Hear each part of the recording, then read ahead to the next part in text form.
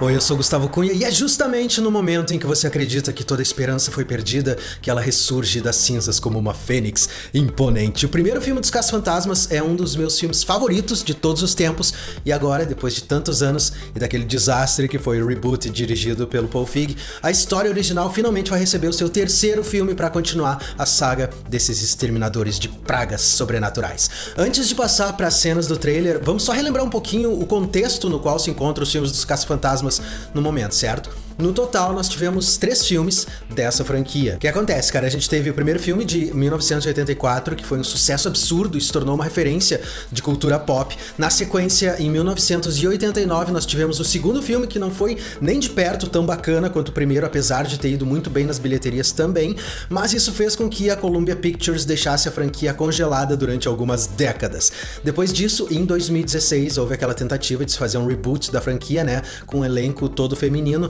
Ao contrário dos outros 2 filmes, essa nova produção não seria dirigido pelo Ivan Reitman, mas sim pelo Paul Feig. A abordagem desse filme de 2016 era completamente diferente em termos de tonalidade da abordagem dos 2 primeiros filmes, né? Além de abandonar completamente a história original, enquanto que os 2 primeiros filmes tinham um humor muito mais puxado para coisas como Saturday Night Live e Seinfeld, o filme de 2016 era muito mais pastelão, cara. Particularmente, eu não gostei dessa abordagem. Esse filme de 2016 foi bem mal nas bilheterias, aliás. E agora surge esse trailer de um novo filme dos Caça-Fantasmas, que vai ser dirigido pelo Jason Reitman, filho do Ivan Reitman, que é uma continuação direta dos 2 primeiros filmes. Ele ignora solenemente o filme de 2016, faz de conta que aquilo nunca aconteceu, né? Que foi só um sonho ruim. E isso fica bem estabelecido quando o personagem do Paul Rudd diz ali no momento que nenhum fantasma é visto há 30 anos. Amém. Esse novo filme se chama Caça-Fantasmas Afterlife, ou Depois da Vida na tradução, né? E obviamente vai trazer os personagens originais dos 2 primeiros filmes de novo pra telona. Olha que demais, cara. Não esquece que na hipótese improvável, né, de eu acertar alguma coisa sobre esse trailer, isso poderia ser um spoiler do filme, mas provavelmente eu não vou acertar nada como sempre, cara. Em todo caso, fica aqui o alerta, certo? Muito bem, o trailer já abre mostrando uma paisagem bucólica e nós vamos acompanhando a narrativa de uma família composta por uma mãe, interpretada pela Carrie Coon, e 2 filhos, interpretados pelo Finn Wolfhard de Stranger Things e pela Makina Gracie, e essa família tá falida e precisa se mudar para a única propriedade que restou no nome deles, uma fazenda no município de Summerville, no glorioso estado de Oklahoma. Essa propriedade pertencia ao pai dessa mãe que tá indo com os filhos, né, pra lá. Mais adiante, o próprio trailer já nos dá a morta de quem é o pai dessa moça e avô dos adolescentes. No momento em que a Makina Gracie tá ali olhando as coisas antigas do avô, ela descobre os uniformes clássicos usados lá nos 2 primeiros filmes e a câmera nos mostra de relance o nome costurado no uniforme: Spengler, de Egon Spengler, o mais nerd dos Caça-Fantasmas, que foi interpretado pelo nosso saudoso Harold Ramis, que já morreu, que Deus o tenha. Olha que demais, cara. Isso significa que ele realmente se casou com a Janine, a secretária dos Caça-Fantasmas, e os 2 tiveram uma filha, que infelizmente agora tá falida, né, e tá tendo que se mudar pro antigo rancho do pai. Se o trailer já não tivesse nos dado a dica do nome no uniforme, a gente poderia ter adivinhado tranquilamente, né, pelo look da filha mais nova, a Makina Grace, que usa óculos exatamente iguais aos que o avô usava lá nos anos 80 enquanto ele caçava fantasmas. Olha que coisa mais sensacional, cara. Me diz que ela não tá a cara do Egon. Os caras deixaram até o cabelo dela parecido. Logo depois disso, nós temos o personagem do Finn Wolfhard começando a se enturmar ali com os adolescentes da cidade, no que parece ser algum tipo de terreno abandonado com uma mina, velho. Essa estrutura parece de uma mina, não parece? Eles sentem um tremor e logo depois nós vemos que o lugar em que eles estavam sentados era uma espécie de elevador que descia os mineiros ali antigamente, né, e agora tá desativado. E dali sai um espectro esverdeado. Muito bem, cara. Um outro pedaço dessa mesma mina aparece num outro momento do trailer. Bem rapidamente nós podemos ver a placa que mostra quem é o dono dessa propriedade, dessa mina. Ali tá escrito Companhia de Mineração Shandor, estabelecida em 1927. A gafanhota é justamente daqui que as referências começam a brotar com o espectro saindo de uma mina. Isso porque Ivo Shandor, o cara a quem essa mina pertence, é ninguém menos do que o arquiteto responsável pelo design do edifício de número 550 no Central Park West, em Nova York, que em 1984 se tornou o epicentro da tentativa de uma invasão ao nosso mundo por parte de um deus sumérico. Lá no primeiro filme dos Caça-Fantasmas, quando eles estão na cadeia, o Egon e o Ray explicam quem é o Ivo Shandor, né, e qual foi a obra da vida dele. Ivo Shandor desenhou o edifício 550 Central Park West como se fosse todo ele uma antena supercondutora que teria o objetivo único de atrair e concentrar turbulências espirituais. Por volta de 1920, o Ivo começou uma sociedade sociedade secreta que tinha quase 1000 seguidores quando ele morreu.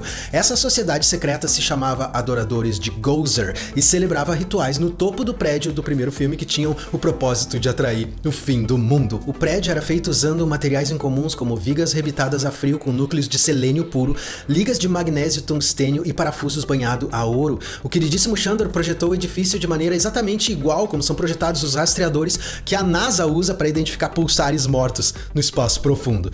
Selênio puro, ligas de magnésio tungstênio, que forma melhor de obter esses elementos em grande quantidade sem despertar suspeitas do que montando a sua própria companhia de mineração, né, num lugar bem afastado no interior do estado de Oklahoma. Pode ser que o Egon, logo após os eventos dos 2 primeiros filmes, tenha resolvido se mudar para Summerville a fim de investigar as origens e as possíveis repercussões das ações do Ivo Shanda. E talvez ele tenha levado para lá, né, todos os equipamentos dos caça-fantasmas por precaução caso encontrasse algum problema, né? As peças começam a se encaixar.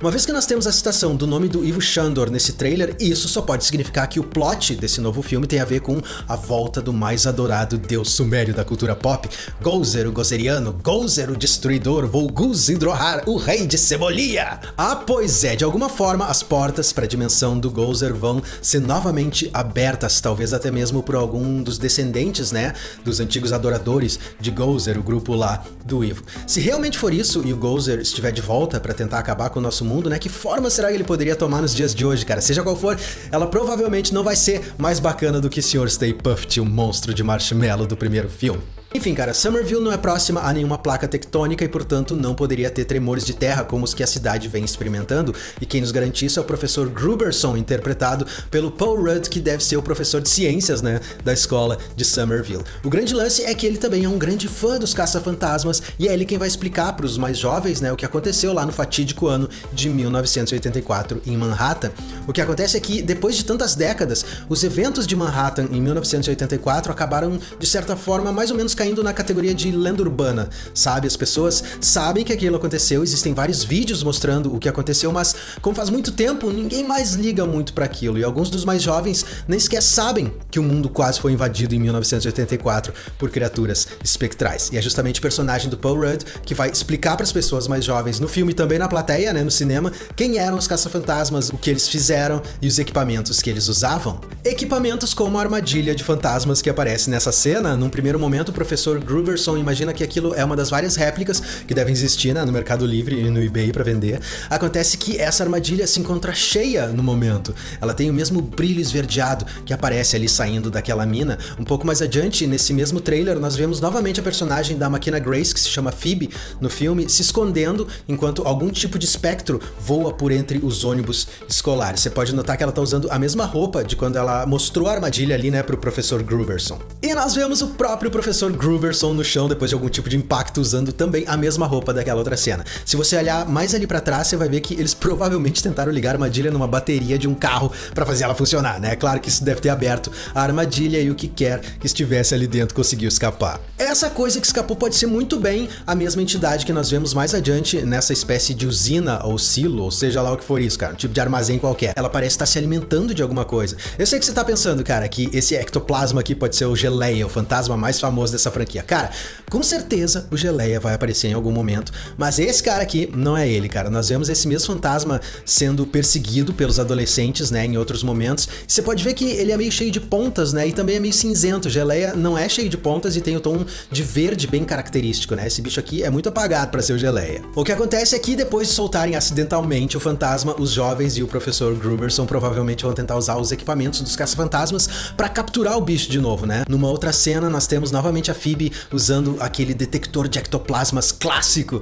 e esse detector vai levando ela até uma pequena estrutura que provavelmente fica ali na própria fazenda do vovô Egon. Logo depois disso, nós vemos ela descendo por uma espécie de poste, igual aquele que os caça-fantasmas originais tinham no quartel-general deles, lembra? Assim, velho, o quartel-general dos caça-fantasmas do filme, hoje em dia, é uma base dos bombeiros em Manhattan, cara. E como eu sou um grande fã desse filme, é óbvio que eu tinha que ir lá fazer uma foto bacana daquele lugar, né? Vou dizer, cara, os bombeiros nem estranharam, porque todo dia deve ter alguém querendo tirar uma foto ali na frente. Bom, Bom, voltando ao trailer, pode ser que o Egon tenha construído algum tipo de base subterrânea pra funcionar como um laboratório, afinal de contas, o Egon sem o laboratório não é o Egon, né? E a Phoebe, que puxou o avô em muitos aspectos, pode acabar descobrindo esse laboratório secreto. A gente pode notar, né, que tem a parte de cima de uma poltrona aqui do lado, que deve ser a poltrona na qual o Egon costumava se sentar para refletir sobre as pistas que ele havia encontrado, ou até mesmo sobre novos equipamentos que ele poderia construir. E nós temos uma citação a uma coisa que parecia ser uma piada dele no primeiro filme, né, quando ele conta pra Janine que colecionava esporos, fungos e bolor. Aqui nessa cena, velho, a gente tem uma imagem do que parece ser exatamente uma coleção de esporos, fungos e bolor. Olha só que sacada. E eis que nós temos o nosso primeiro vislumbre da clássica arma de prótons que os caras usaram nos anos 80, né, pra acabar com a escória do além, ou como deixou bem claro o Peter Venkman no primeiro filme, né, um acelerador nuclear sem licença. Tudo isso, é claro, deve estar nesse laboratório secreto que a Phoebe encontrou descendo pelo poste. A gente tem mais um tremor em Summerville e nós vemos os protagonistas ali se escondendo, né, embaixo de uma mesa que com certeza não oferece muita proteção. O grande lance nessa cena não é a mesa, mas sim aquela pilha nada usual de livros empilhados como uma coluna ali no canto da sala, cara. Se você se lembra, lá do primeiro filme, né, antes de montarem a firma de caça-fantasmas oficialmente, o Ray, o Pete e o Egon vão até uma biblioteca que é habitada por um espírito não muito amistoso, e um dos primeiros sinais de atividade paranormal que eles encontram lá é justamente uma pilha de livros colocada exatamente da mesma forma que nós vemos aqui no fundo dessa imagem. Depois disso, nós temos a Phoebe em frente ao que parece ser o portal que os espíritos vão usar para tentar entrar no nosso mundo, né? Dá pra ver que tem várias formas humanoides ali com braços estendidos pra cima, parece uma visão do inferno, velho. Na cena seguinte, nós temos o professor Gruberson tentando fazer o carro dele ligar enquanto uma pata de uma criatura aparece na cena, ali em cima do capô do carro dele. É claro que você deve ter se lembrado na hora daqueles dois cachorros espectrais do primeiro filme, né? Que dominaram a personagem da Sigourney Weaver